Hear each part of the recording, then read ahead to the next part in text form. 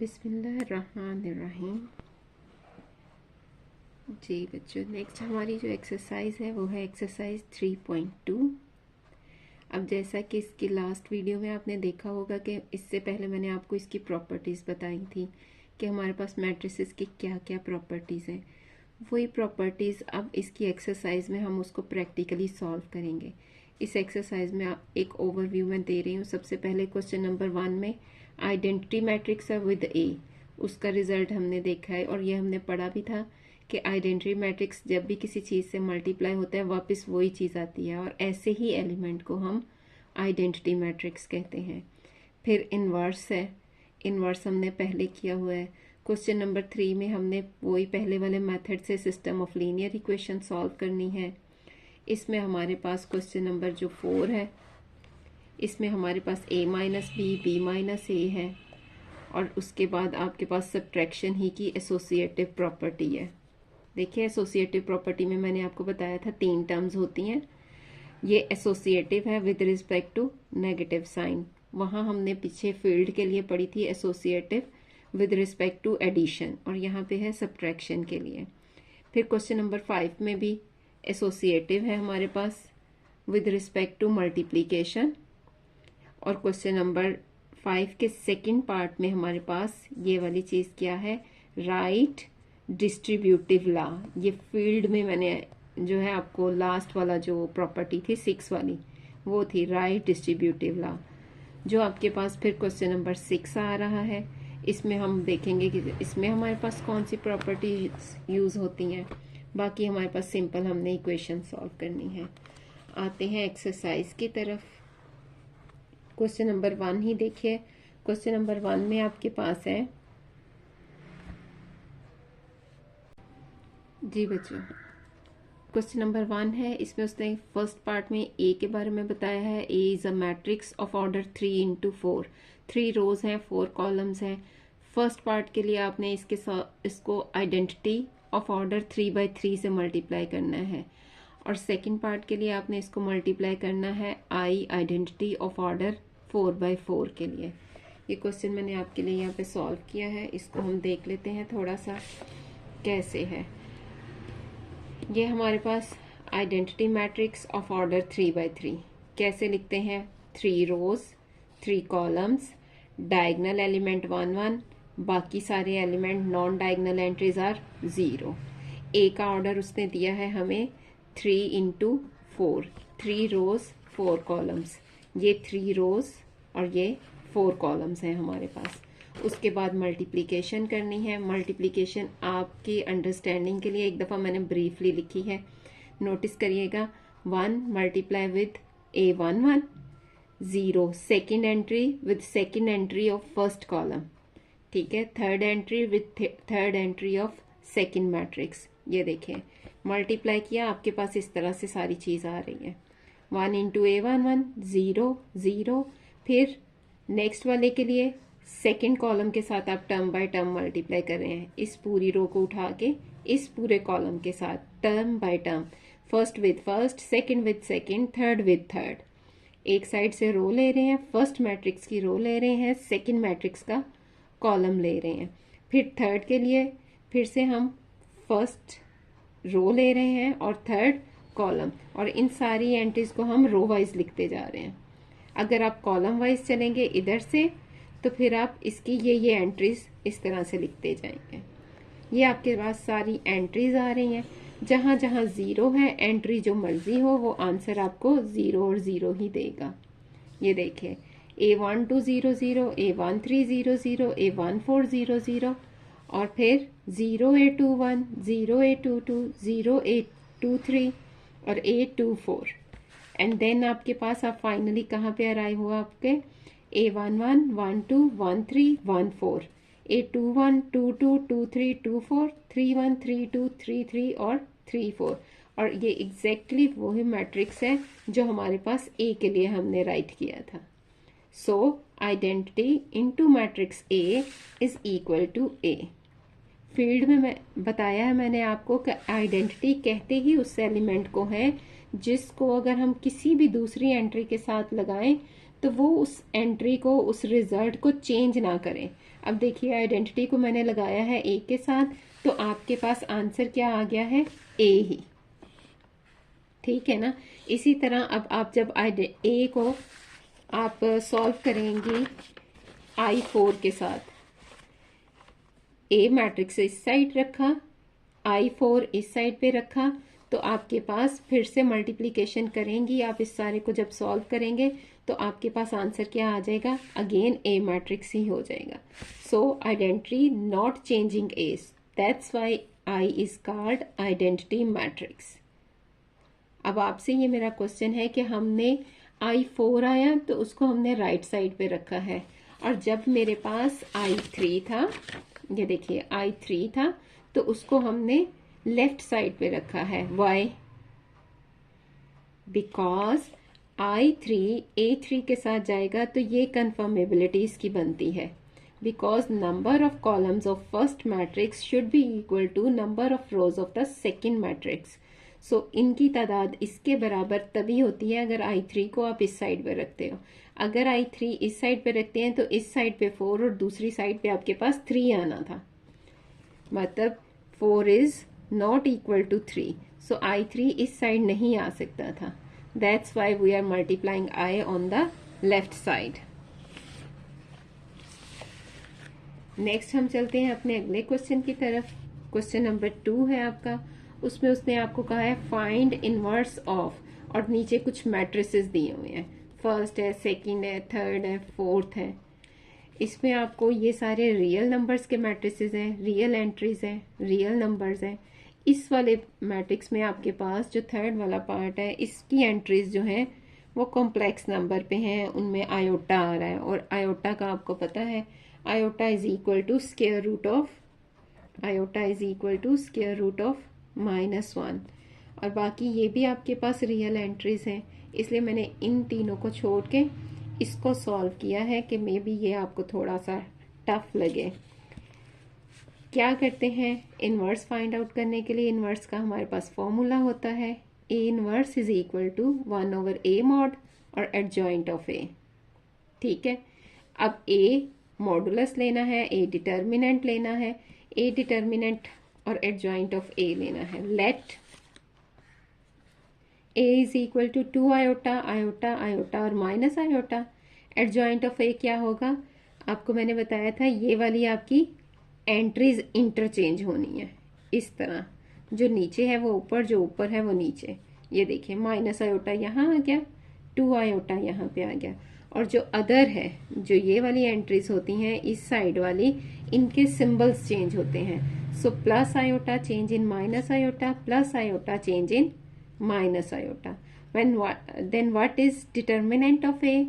Determinant of a is the cross multiplication। आप इनकी cross multiplication लेंगे ए की, 2 आयोटा विद माइनस आयोटा, ये रिजल्ट माइनस साइन दरमियान में, और फिर सी इंटू डी आता था, इन दोनों को मल्टीप्लाई करेंगे तो iota into iota, iota square आ गया। फिर आप नेक्स्ट लाइन में क्या कर रहे हैं, iota square is equal to -1 put किया, तो आपके पास क्या आ गया, -2 iota square minus iota square is equal to -2 into -1, minus into -1, और ये आपके पास रिजल्ट आ गया जी +2 और +1 विच इज इक्वल टू 3। दोनों वैल्यूज एडजॉइंट की वैल्यू भी आ गई है और ए डिटर्मिनेंट की भी वैल्यू आ गई है। अब चेक करते हैं कि इसका आंसर क्या आ रहा है। इसका आंसर हमारे पास फिर टोटल जब हम करेंगे इसको सॉल्व, दोनों को पुट करेंगे 1 में, जो 1 हमारे पास क्या था ये वाला, इसमें जब हम पुट कर रहे हैं तो आपके पास क्या आ गया, 1 determinant of A into adjoint of A. ये सारी वैल्यूज हमने यहाँ से ली हैं, ये डिटर्मिनेंट हमारे पास 3 था, एडजॉइंट हमारे पास ये है, वैल्यूज लगाई हैं, फिर अंदर जाके डिवाइड किया है, तो ये आपके पास आंसर आ जाता है।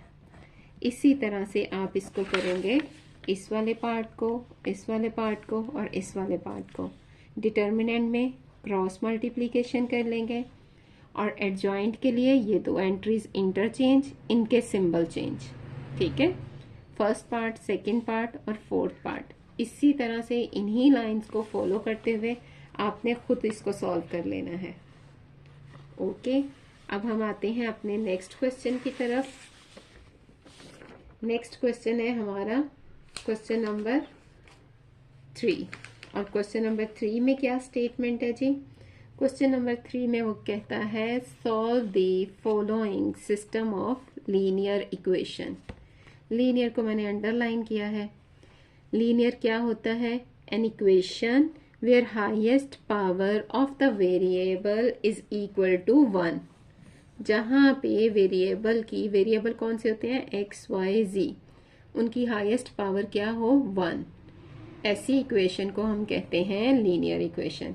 जैसे फॉर एग्जांपल इसमें देखिए x1 वेरिएबल है, x2 वेरिएबल है, इन दोनों की हाईएस्ट पावर कितनी है? 1 and 1। So these equations are called linear equation. ये एक लीनियर इक्वेशन और ये दूसरी लीनियर इक्वेशन। जब दो इक्वेशंस हों या दो से ज्यादा हों तो उसको हम कहते हैं सिस्टम ऑफ लीनियर इक्वेशंस। ठीक है, इनको बहुत सारे मेथड से सॉल्व करते हैं। जैसे हम एक में से वैल्यू निकाल के दूसरे में पुट कर सकते हैं। इस एक्सरसाइज में, इस चैप्टर में हम मैट्रिसेस कर रहे हैं, इसलिए हम इसको मैट्रिक्स के मेथड से सॉल्व करेंगे। मैट्रिक्स का क्या मेथड होता है? हम एक सेट बना लेते हैं, सिर्फ कोएफिशिएंट्स का सेट। कोएफिशिएंट क्या होते हैं? वेरिएबल के साथ जो उनके मल्टीपल होते हैं।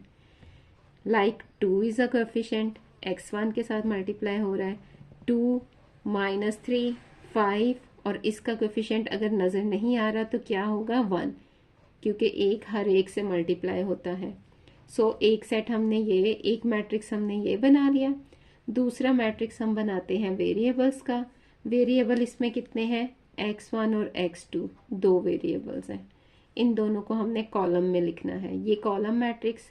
फिर अगले दो जो हैं ये कॉन्स्टेंट्स का मैट्रिक्स होता है, इन दोनों को अलग से लिख लिया। जिस तरह बता रही हूँ उसी तरह से हम इनकी लेबलिंग करेंगे। फर्स्ट कोएफिशिएंट का matrix called A, matrix of coefficients. x matrix of variables x1 x2। B matrix of constants equal to 5 and 4। इनके हम ये अलहदा से मैंने लिखा हुआ है। ए क्या है? मैट्रिक्स ऑफ कोएफिशिएंट, बी इसके बराबर है, एक्स इसके बराबर हो गया। तो आपके पास टोटल जो हमारा गिवन सिस्टम था उसकी फॉर्मुलेशन क्या हो गई? A X is equal to B. ये देखिए यहाँ से। अब अगर ए जो है वो हमारे पास अगर लेफ्ट में पड़ा है तो ए इनवर्स हम सेकंड साइड पे जाके, अदर साइड पे जाके लेफ्ट में ही राइट करेंगे। ये मिस्टेक अक्सर पेपर्स में होती है, अक्सर बच्चों की ये गलती होती है कि आपने क्या करना है, अगर ए लेफ्ट पे है तो ए इनवर्स लेफ्ट पे ही आएगा, अगर ए राइट पे होगा तो आपका ए इनवर्स भी राइट साइड पे आएगा। ठीक है, जिस x की जिस साइड पे ये पड़ा है b की उसी साइड पे a इनवर्स आना है। ये ना हो कि आपके पास ax is equal to B दिया है तो आप x is equal to B into a inverse लिखें। अगर आप इस तरह से निकालेंगी तो आपका आंसर गलत आएगा और मैच नहीं करेगा। ठीक है, और रीजन इसकी क्या है? क्योंकि A B is not equal to B A. Matrices में ये दोनों चीजें बराबर नहीं होती। और ये आपने एग्जाम्पल नंबर 1 है उसमें भी आपने देखा है कि अमूमन आम तौर पे ये वाली चीज दोनों बराबर नहीं होती। इसलिए आपने हमेशा याद रखना है, if A is on left side then A inverse should be on left side, if A is on right side then A inverse should be on right side. अब ए इनवर्स का क्या फॉर्मूला है? पिछले question में भी किया है और बहुत दफा पहले भी। A inverse is equal to 1/a determinant adjoint of A. इस वाले पूरे क्वेश्चन में ए किसके बराबर है? ए इसके बराबर है। इसका डिटर्मिनेंट क्या होगा? क्रॉस मल्टीप्लीकेशन, 2 की 1 के साथ, 3 की 5 के साथ। आंसर क्या आ जाएगा? 17। ठीक है, फिर उसके बाद ये 17 आ गया तो adjoint of A, adjoint of A ये पेपर साथ ही रखती हूँ, आपको साथ साथ क्लियर होता जाएगा। अच्छा जी, एडजॉइंट ऑफ ए हमारे पास क्या होगा? ये मैट्रिक्स था, ये दोनों एंट्रीज अप एंड डाउन हो गई। ये -3 था तो +3, ये +5 था तो -5। सॉरी आपको नज़र नहीं आया होगा, अगेन बता रही हूँ। ये 1 और 2 इंटरचेंज हुए हैं इन दोनों से। ये -3 पॉजिटिव, 5 नेगेटिव, एडजॉइंट ऑफ ए आ गया। फिर आपने क्या किया है, पुट इन 1 किया है। 1 क्या था आपके पास, x is equal to A inverse b। ठीक है, ए इनवर्स की क्या वैल्यू है, ये adjoint of A. 1 over A determinant, 1 over A determinant is equal to 17। Adjoint of A is equal to, ये आपने निकाला है वो लिख दिया। b इज इक्वल टू, ये देखिए b is equal to 5 4, so b is equal to 5 4। ठीक हो गया, यहाँ पे आपने वैल्यूज लगाई हैं। फिर हमने रो को मल्टीप्लाई किया इससे, 1 इंटू 5, 3 इंटू 4, ये। फिर -5 इंटू 5, 2 इंटू 4, ये आंसर आ गया आपके पास। इसको ऐड सब्ट्रैक्ट किया, 17, इन दोनों को सब्ट्रैक्ट किया तो -17। बाहर जो 17 पड़ा है, मैट्रिक्स की हर टर्म से जाके अंदर डिवाइड होगा। 17 ओवर 17 -17 ओवर 17, दोनों को जब हम डिवाइड कर लेंगे तो आंसर कितना आ जाएगा, 1 और -1। और ये हमने किसकी वैल्यूज निकाली थी, ये हमने यहाँ से x की वैल्यू निकाली थी। x हमारे पास क्या है, x1 x2। ठीक है, x1 x2 की क्या वैल्यू आ गई, 1, and x2 is equal to -1। इसी तरह से आपके पास नेक्स्ट क्वेश्चन है, इसी का सेकंड पार्ट। उसमें आपके पास ये a चेंज होगा और ये b चेंज होगा। ठीक है, a is equal to 4 3 3 -1, coefficient सारे, ये 4, ये 3, ये 3 और यहाँ से -1। ठीक है, और b आपके पास क्या होगा, ये वाला मैट्रिक्स। x क्या होगा, x1 और x2 ही। थर्ड वाले पार्ट के लिए आइए, उसमें क्या है, 3x - 5y। देखिए ज़रा, इसमें और इसमें वेरिएबल चेंज हुए हैं। इसमें x1 x2 है, इसमें वेरिएबल है x और y, तो आपका सेट ऑफ वेरिएबल्स भी चेंज हो जाएगा। ठीक है, और कोएफिशिएंट्स देखिए, 3 -5 -2, और यहाँ पे कुछ नहीं है तो हम क्या लगा देंगे, 1, सो 1। ठीक है, और कॉन्स्टेंट्स क्या आ जाएंगे, 1 और -3। उन्हीं लाइंस पे चलते हुए a is on left side, so x will be equal to a inverse into b, which is equal to 1 over determinant of a into adjoint of a into b। ठीक है, इस तरह से आप ये क्वेश्चन नंबर आपका complete हो जाएगा। क्वेश्चन नंबर 3 था। इसके बाद आप आइए अगले क्वेश्चन पे। अगला क्वेश्चन है जी क्वेश्चन नंबर 5। क्या है क्वेश्चन नंबर 5? क्वेश्चन नंबर 5 में उसने हमें ए दिया है, बी दिया है और सी दिया है, और उसने कहा है प्रूव करें दिस प्रॉपर्टी। और ये प्रॉपर्टी क्या है, इट्स एन एसोसिएटिव। इस प्रॉपर्टी को, या कोई भी चीज़ हो उसमें जब ये चीज़ होल्ड करती है तो उसको हम कहते हैं एसोसिएटिव लॉ है। अंडर मल्टीप्लिकेशन है, एडिशन है, क्योंकि इनके दरमियान में रिलेशन किसका है, मल्टीप्लिकेशन का, सो हम लिखते हैं with respect to multiplication, not addition, multiplication. ये एसोसिएटिव लॉ है विद रिस्पेक्ट टू मल्टीप्लिकेशन। और ये देखिए, ये क्या है, ये आपने बताना है कि ये कौन सा, इसमें कौन सी प्रॉपर्टी होल्ड कर रही है, इस लॉ का क्या नाम है। चलिए सॉल्व कैसे करना है, इसका सेकंड पार्ट मैंने सॉल्व किया हुआ है। फर्स्ट पार्ट कैसे सॉल्व होगा, पहले आपने प्रोडक्ट लेना है ए का बी के साथ, जो आंसर आएगा, इन दोनों का जो भी आंसर आएगा उस आंसर को आपने मल्टीप्लाई कर देना है सी के साथ।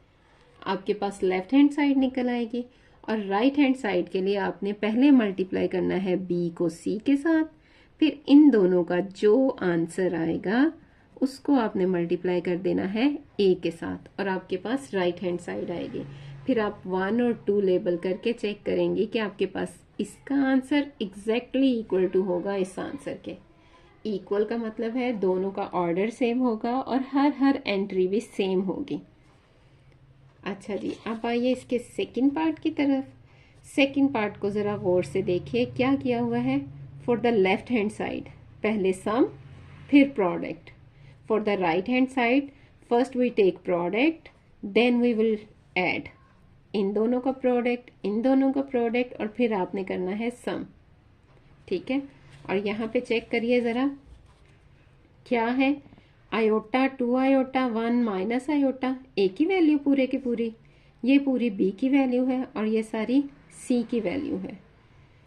सम है तो हर एंट्री कोरस्पॉन्डिंग एंट्री में ऐड हो रही है, 1 प्लस माइनस माइनस आयोटा, फिर 2 आयोटा प्लस 1 ये एंट्री, 1 प्लस 2 आयोटा ये एंट्री, फिर माइनस आयोटा प्लस आयोटा ये एंट्री आ गई। ठीक है, ये एज इट इज़ ही नीचे आ गया, इसको हमने कुछ नहीं किया। नेक्स्ट आ जाइए, iota minus iota 0 minus iota plus iota 0, ये भी एज इट इज़ आया है, ये भी एज इट इज़ आया है। ठीक है, उससे नेक्स्ट लाइन में आ जाइए, फर्स्ट रो को उठा के फर्स्ट कॉलम के साथ मल्टीप्लाई किया है टर्म बाय टर्म। सो 0, ये देखिए 0 विद 2 आयोटा और 1 plus 2 iota with minus iota, 1 plus 2 iota with minus iota, 0 with -1 ये, और 1 प्लस 2 आयोटा विद आयोटा। ठीक है, फिर 1 plus 2 iota with 2 iota. Second row उठाई फर्स्ट कॉलम के साथ करेंगे और सेकेंड कॉलम के साथ करेंगे। जब फर्स्ट कॉलम के साथ किया ये इसके साथ और ये इसके साथ, सेकेंड के साथ करेंगे ये और ये देखिए ये आपके पास टोटल रिजल्ट आ जाएगा, 0 minus iota minus 2 iota square, 0 plus iota plus 2 iota square, then 2 iota plus 4 iota square plus 0 answer, और ये आंसर आ गए। इनको मज़ीद सिंप्लीफाई किया, और सिंप्लीफाई में क्या कर रही हूँ, सिंप्लीफाई में just iota square is equal to -1 put करूँगी। ये देखिए ये minus iota, iota square is equal to -1, so minus minus plus 2, यहाँ पे आयोटा स्क्वायर -1 तो प्लस माइनस -2, यहाँ पे आयोटा स्क्वायर -1 तो -4, ये वाली चीज़ ऐसे आ गई। इसको हमने 1 कहा और इसको यहीं पे स्टॉप कर देंगे और राइट हैंड साइड की साइड चले जाएंगे। जब राइट हैंड साइड में आए हमारे पास आ गया AC प्लस BC, A की वैल्यू, C की वैल्यू, B की वैल्यू और साथ C की वैल्यू। ये देखिए C की वैल्यू 2 टाइम्स आई है, फर्स्ट इसके साथ और फिर इसके साथ। अब इन दोनों का प्रोडक्ट पहले लेंगे, फिर इन दोनों का प्रोडक्ट लेंगे और फिर ऐड करेंगे।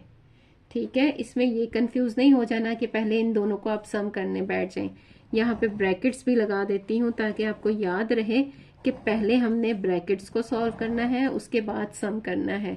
आप हमेशा याद रखा करें कि हमेशा पहले हमारे पास मल्टीप्लिकेशन होती है, ब्रैकेट सॉल्व होती है, फिर मल्टीप्लिकेशन होती है, डिवीजन होती है, फिर एडिशन सब्ट्रैक्शन होती है। ठीक है, मल्टीप्लिकेशन इस पूरे क्वेश्चन में जहाँ पे पहले मल्टीप्लिकेशन आ रही होगी पहले हम वो करेंगे या पहले ब्रैकेट सॉल्व करेंगे? पहले ब्रैकेट सॉल्व करेंगे ये और ये, उसके बाद ऐड करेंगे। ये देखिए जब प्रोडक्ट लिया है तो हमारे आंसर्स कुछ इस तरह से आ रहे हैं, iota into 2 iota 2 iota square, 2 iota minus iota minus 2 iota square, iota into -1 minus iota, 2 iota into iota plus 2 iota square, then 1 into 2 iota 2 iota minus iota minus minus plus हो गया, iota into iota iota square. Again ये वाला करेंगे तो 1 into -1 -1 minus iota into iota minus iota square. इसी तरह दूसरी bracket solve करेंगे तो ये आ जाएगा। अब इनको ऐड करने से पहले सिंप्लीफाई कर लेते हैं। ये इससे कट गया 0 जी बच्चों, तो जब हमने मल्टीप्लाई किया 2 आयोटा स्क्वायर से कैंसिल हो गया, और यहाँ पे जहाँ जहाँ आयोटा स्क्वायर्स आ रहे हैं like this, there also here and also here, यहाँ पे भी और यहाँ पे भी जहाँ जहाँ आयोटा स्क्वायर आ रहा है उसकी जगह पे -1 पुट करेंगे। आपके पास यहाँ 0 बन रहा है, बाकी यहाँ -2 आ जाएगा आयोटा स्क्वायर की वजह से, यहाँ आयोटा स्क्वायर की वजह से -1, ये वाला आयोटा स्क्वायर इसको +1 कर देगा, ये आयोटा प्लस आयोटा आपके पास 2 आयोटा, ये इसी तरह से रहा है, और ये वाले आयोटा स्क्वायर की वजह से ये +2 हो गया, फिर -4, इस आयोटा स्क्वायर की वजह से ये पॉजिटिव, और इस आयोटा स्क्वायर की वजह से ये नेगेटिव हुआ है। देन ये iota square is equal to -1। आपने ऐड किया है इनको, 0 ऐसे ऐड किया, ये आंसर आ जाएगा। इस वाले को प्लस किया है 2 आयोटा में, ये राइटिंग बनेगी। फिर उसके बाद आपने इसको ऐड किया है इस वाले में, -4 + 1। चाहे तो आप इसको सॉल्व करके लिख लें, मैंने वैसे ही लिखा हुआ है, आप इसको ऐसे लिख लें जैसे भी आपको आसान लगे। ये दोनों चीज़ें 0 हो जाएंगी, सो आई राइट हियर 0 + -2 आयोटा -1, ये आ गया। जब आप इसको मज़ीद आगे सॉल्व करते हैं तो आपके आंसर जो हैं ये आ जाते हैं 2 - आयोटा -2 + आयोटा, और ये सारा। अब आप चेक करेंगे कि आपके पास ये 2 आया है और ये आपके पास 1 था। ये देखिए 1 भी आपके पास सेम टू सेम वैसा ही आ रहा था। अब 1 और 2 सेम है, so we will write from 1 and 2 we have a plus b plus c is equal to ac plus bc। यहाँ पे हमारा जो क्वेश्चन नंबर 5 है वो कंप्लीट हो जाएगा, left hand side is equal to right hand side आ जाएगी। फिर हमारा अगला क्वेश्चन शुरू होता है, question number 6। Question number 6 very very important है।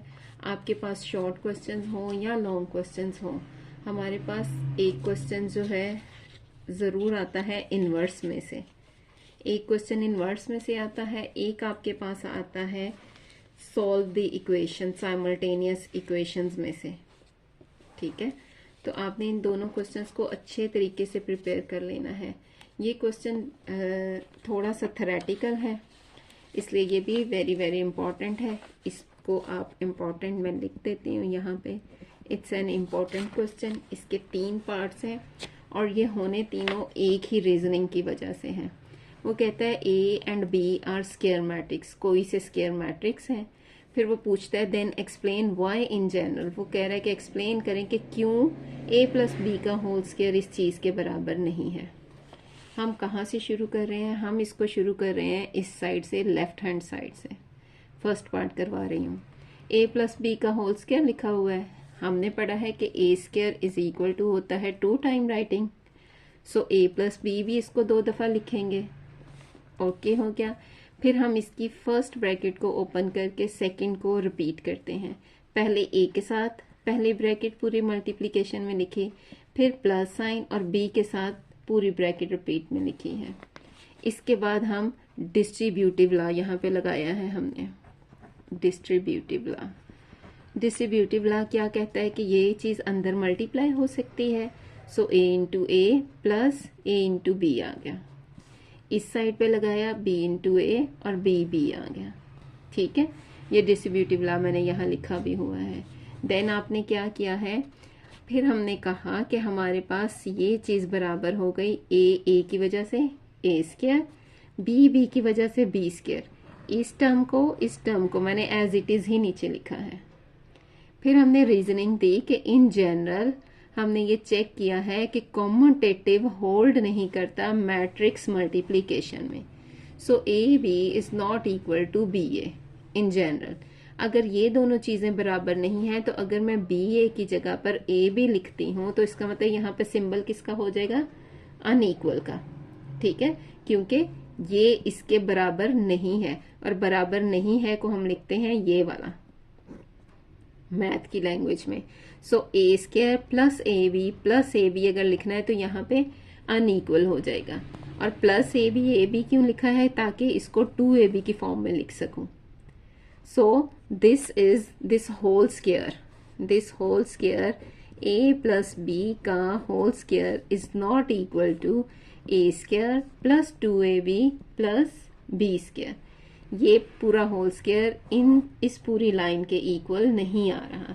ये हमारे पास इसकी रीजनिंग थी और ये इसका पूरा सोल्यूशन है। आपने ना तो सोल्यूशन में ये रीजनिंग मिस करनी है और ना ही कोई स्टेप मिस करना है। ठीक है, ये पूरे का पूरा सोल्यूशन आपने करना है, क्योंकि मैथ्स में आपके स्टेप्स कंप्लीट हो तो आपके मार्क्स भी कंप्लीट होते हैं। जहाँ पे हमारे स्टेप मिसिंग हो जाए वहाँ पे मिस्टेक के चांसेस भी बढ़ जाते हैं और साथ ही साथ मार्क्स भी आपके कट जाते हैं। आगे हम चलते हैं, इसका सेकंड पार्ट है। सेकंड पार्ट में उसने कहा था कि प्रूव करें a माइनस बी का whole square is not equal to a square minus 2ab। Same lines हैं, देखें, रिपीट में लिखा, ओपन किया, डिस्ट्रीब्यूटिव लगाया, इक्वल की जगह पे अनइक्वल करके बी ए को रिप्लेस किया है आपने, बी ए को रिप्लेस किया है ए बी के साथ। बाकी बी स्क्वायर ए की जगह पर ए स्क्वायर, ये दोनों इक्वल ही हैं। जब ये दोनों ए बी और ए बी लिखा है तो इसको हम माइनस 2ab लिख सकते हैं। सेम लाइंस हैं, सेम लाइंस पे चलते हुए आपने इसका सेकंड पार्ट करना है और सेम लाइंस पे चलते हुए इसका थर्ड पार्ट भी करना है। देखिए थर्ड पार्ट में भी a into A minus B plus B into A minus B, open किया, ये चीज बन गई। इसको ओपन करेंगे तो ये आंसर आएगा A square B into B square minus A B और प्लस बी ए है। Since A B is not equal to B A in general, so ये बी ए बी के बराबर नहीं होगा और ये बराबर नहीं होगा। ठीक है, फिर उसके बाद ये नेगेटिव है, ये पॉजिटिव है, दोनों खत्म होके ये साइन वैसे ही नीचे रखा और ये ए स्क्वायर माइनस बी स्क्वायर आ गया। अब यहाँ पे इक्वलिटी का सिंबल चेंज हो गया। इक्वल का मतलब होता है कि ये पिछले स्टेप के बराबर बराबर चलता जा रहा है और अनइक्वल मीन्स कि अब ये पीछे वाले के बराबर नहीं है बल्कि डिफरेंट आंसर आ रहा है। और इसीलिए मैंने इसका ये राइट हैंड साइड जो है वो साथ साथ लिखा है कि आपको पता चले कि ये चीज बराबर इसके बराबर नहीं है, ये दोनों आपस में बराबर नहीं है। ये आपका हो गया question number 7, sorry question number 6। और अब हमारे पास नेक्स्ट आ गया क्वेश्चन नंबर 7। क्वेश्चन नंबर 7 की स्टेटमेंट यहां से देख लेते हैं। क्या है क्वेश्चन नंबर 7 की statement? If A is equal to, ये एक मैट्रिक्स दिया है, क्या ऑर्डर है इसका? 3/4। 3/4 ऑर्डर का उसने मैट्रिक्स दिया है। देन फाइंड ए का product with A transpose. What is A transpose? क्या करना होता है? रोज को कॉलम में लिख देते हैं, रोज को इस शेप में लिखना है, ठीक है, या कॉलम्स को रो में लिखना है, तो हमारे पास ट्रांसपोज आ जाएगा। जब ट्रांसपोज आ जाएगा तो फिर हम उसका प्रोडक्ट लेंगे। देखिए यहां पे सॉल्व किया था मैंने, ए है, ए का ट्रांसपोज है, ए ये मैट्रिक्स, ठीक, इसका ट्रांसपोज सिर्फ फर्स्ट रो ले रही हूं, ये पूरी रो, इसको जब हमने चेंज किया है तो ये कॉलम में चले गई, ठीक है। फिर अगली रो देखिए, ये वाली 1 0 4 -2, ये रो है, यहाँ पे क्या है? कॉलम 1 0 4 2। ये देखिए -3 5 2 -1 -3 5 2 -1। Every row is converted into column. इसका ऑर्डर था हमारे पास 3 × 4, तो ए ट्रांसपोज का ऑर्डर क्या आ गया है? 4 × 3, 1 2 3 4, 1 2 3, 4 × 3 आ गया, ठीक है। अब जो उसने फाइंड किया था, करने के लिए कहा है, वो हम लिख लेते हैं। ए को मल्टीप्लाई करना है ए के ट्रांसपोज के साथ, ये ए लिखा मैंने पूरे का पूरा, ये उसका ट्रांसपोज लिखा है। और फिर हमने प्रोडक्ट कैसे लेना है? 2 with 2, -1 को, 3 को, 0 को। अब चेक करें, ये स्केयरिंग ही होती है, 2 का स्क्वायर, -1 का स्क्वायर, 3 का स्क्वायर, 0 का स्क्वायर, फिर 1 का स्क्वायर, 0 का, 4 का, -2 का, ये यहाँ आते जाएंगी सारी एंट्रीज, ठीक है, फर्स्ट रो के लिए। फिर सेकंड के लिए आप जाएंगे, सेकंड में आपके पास आंसर आ जाएंगे। और फिर जब आपने दूसरे वाला फाइंड आउट करना है, ए ट्रांसपोज इनटू ए, ये वाला मैट्रिक्स इधर आ जाएगा। ट्रांसपोज को पहले लिखेंगे, ए को बाद में लिखेंगे, और उनके आंसर्स ये आपने खुद सॉल्व कर लेना है, क्योंकि ये सिंपल प्रोडक्ट है और वो भी नंबर्स का, इजीली सॉल्व हो जाएगा। ठीक हो क्या? आगे देखते हैं क्वेश्चन नंबर 8 क्या है। क्वेश्चन नंबर 8 जी, क्वेश्चन नंबर 8 ये आ गया हमारे पास। क्वेश्चन नंबर 8 है, कहता है solve the following matrix equation for x. क्या मालूम करना है जी? एक्स मालूम करना है, और क्या उसने हमें दिया है? एक इक्वेशन दी है, इसको हमने सॉल्व करना है। ए की वैल्यू भी गिवन है, बी की वैल्यू भी गिवन है। देखिए जरा गिवन क्या है हमारे पास, 3x minus 2a is equal to b। इससे पहले मैं वैल्यूज लगाऊं, मैं इसको थोड़ा सा सिंप्लीफाई करती हूँ। x को इसी साइड पे रखती हूँ और इस 2a को दूसरी साइड लेके गई। ये माइनस का था तो दूसरी साइड पे जाके प्लस का हो गया, प्लस 2a। ये लीजिए, और यहाँ पे 3 क्योंकि मल्टीप्लाई हो रहा था, इट्स अ कांस्टेंट, सिंपल एक कांस्टेंट है, इसलिए ये इन्वर्स होके नहीं आएगा, ये सीधा ही आ जाएगा 1/3। इन्वर्स होके क्या आता है, अगर यहाँ पे मैट्रिक्स होता, मैट्रिक्स हो तो इन्वर्स होके आता है, ये कांस्टेंट है इसलिए सिंपल 1/3 हो जाएगा, सिंपल डिवाइड हो जाएगा। ठीक है, नहीं अब यहाँ पे मैंने b की वैल्यू लगाई है, ये a की वैल्यू लगाई है, +2 एज इट इज आ गया। 2 बाहर लिखा हुआ है तो 2 से हर एंट्री को मल्टीप्लाई करना है, 4 6 -4। ठीक, 2 -2 2 और 10, -2 2 और 10 ऐड करना है, 2 + 4 ये, -3 + 6 यहाँ पे, 1 + -4 ये -4, 5 ± -2, 4 + 2 ये, -1 + 10 यहाँ। ऐड सब्ट्रैक्ट करेंगे, कैलकुलेशंस करेंगे, 6 3 -3 3 6 9, और ये आपके पास फाइनली 3 पे जब आप हर एंट्री को डिवाइड करेंगे, 6 divided by 3 2, 3 divided by 3 1, -3 by 3 -1, फिर 3 बाय 3 1, 6 बाय 3 2, 9 बाय 3 3 आ जाएगा। ओके, सेकेंड पार्ट भी इसका इन्हीं लाइंस पे है। थोड़ी सी क्या चेंजेस आई हैं, 2 इस साइड आ गया और 3 इस साइड आ गया। देखिएगा जरा, यहाँ पे 2 इधर था और 3 इधर था। अब जो 3 यहाँ पे जाके इधर डिवाइड हो रहा था और ये 2 मल्टीप्लाई हो रहा था। सेकेंड पार्ट में आपने a को मल्टीप्लाई करना है 3 के साथ और 2 से आपने डिवाइड कर देना है। ठीक है, और आंसर फाइंड आउट करने हैं। ये भी आपका होमवर्क है और ये भी आपने खुद ही फाइंड आउट करना है। अगला और लास्ट क्वेश्चन है हमारे पास इस एक्सरसाइज का। लास्ट क्वेश्चन क्या है, solve the following matrix equation for a. अब उसने मैट्रिक्स जो है, एक पहले देखिए उसने नाम दिए हुए थे, ठीक है, बाद में उनकी ब्रीफिंग दी हुई थी। यहाँ पे उसने क्या किया है, जो नाम की बजाय डायरेक्ट मैट्रिक्स दिए हुए हैं और यहाँ पे कांस्टेंट की बजाय एक मैट्रिक्स दिया है। ये चेंज आया है, यहाँ पे देखिए x के साथ कांस्टेंट था, x के साथ कांस्टेंट था, यहाँ पे जो अननाउन है उसके साथ खुद एक मैट्रिक्स है। अब इस वाले क्वेश्चन को कैसे सॉल्व करना है, पहला स्टेप हम इजी और सिंपल लेंगे। वो क्या है, ये नेगेटिव साइन को उठा के दूसरी साइड लेके जाएंगे और प्लस कर देंगे। देखिए जरा इसका सोल्यूशन, यहाँ पे ए इधर ही रह गया, ये माइनस दूसरी साइड जाके प्लस हो गया, ये मैट्रिक्स एज इट इज आ गया और ये मैट्रिक्स इधर आ गया। ठीक है, फिर इन दोनों को प्लस किया है, प्लस करके आपके पास ये आंसर आ गया। ये आपके पास इजी वाला स्टेप था। उसके बाद आप इस मैट्रिक्स का कुछ भी नाम रख लें, कुछ भी, और इस मैट्रिक्स का भी नाम रख लें। तो आपके पास, मैंने इसको लेट किया है x के इक्वल और दूसरे वाले को लेट किया है y के इक्वल, यानी x मेरे पास क्या है 4 3 2 2 ये वाला मैट्रिक्स, और y क्या है ये 1 -1 2 4। ओके हो गया, ये x a y।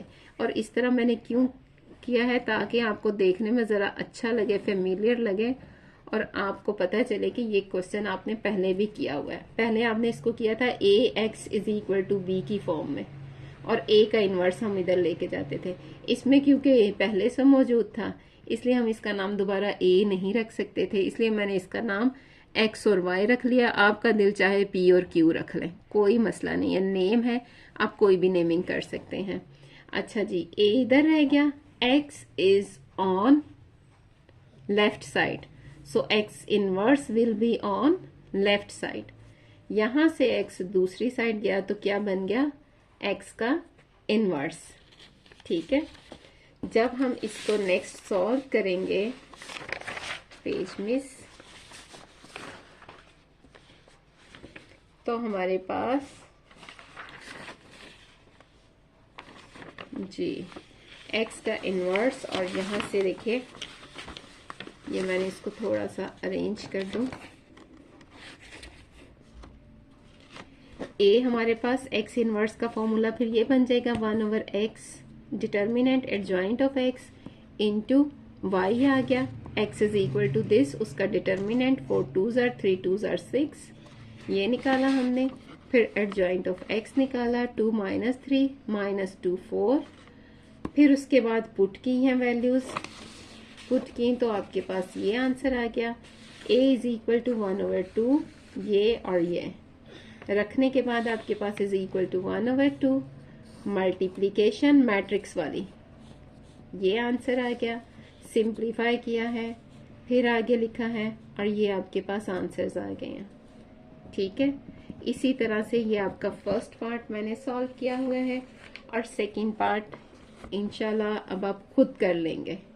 और इसमें ये देख लीजिएगा कि ए जो है आपके पास अब इसकी साइड चेंज हो गई है, इसके साथ ये जो आना है वेरिएबल, ये आपके पास अदर साइड पे है।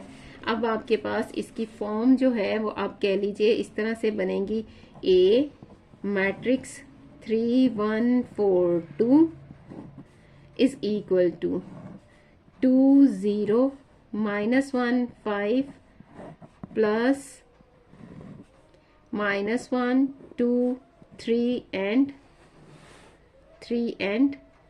1।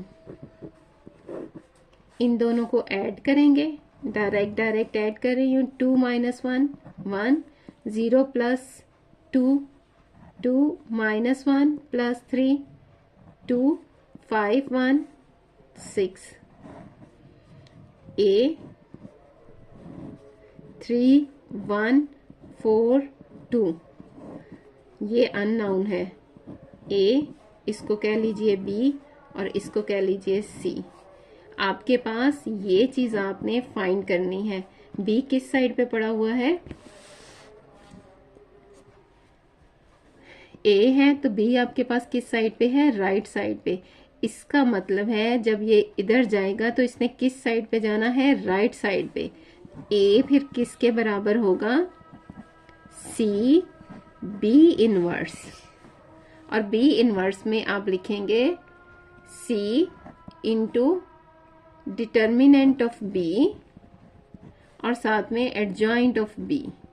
अब B मैं किसको कह रही हूँ, B मैं कह रही हूँ इस मैट्रिक्स को, और C किसको कह रही हूँ, C कह रही हूँ इस मैट्रिक्स को। That is C is equal to है 1 2 2 6 और B इज इक्वल टू है 3 1 4 2। अब इंशाल्लाह आप खुद ही इसको सॉल्व कर लेंगे ना। आपने कमेंट्स में मुझे जो मैंने आपको क्वेश्चंस दिए हैं, जो आपसे क्वेश्चंस पूछे हैं वो भी बताने हैं, और ये भी बताना है अगर कोई क्वेश्चन आपको ना समझ में आया, कोई स्टेप ना समझ में आया, तो वो आपने कमेंट सेक्शन में ज़रूर मुझे साथ ही साथ बताते रहना है। ओके, अल्लाह हाफिज़।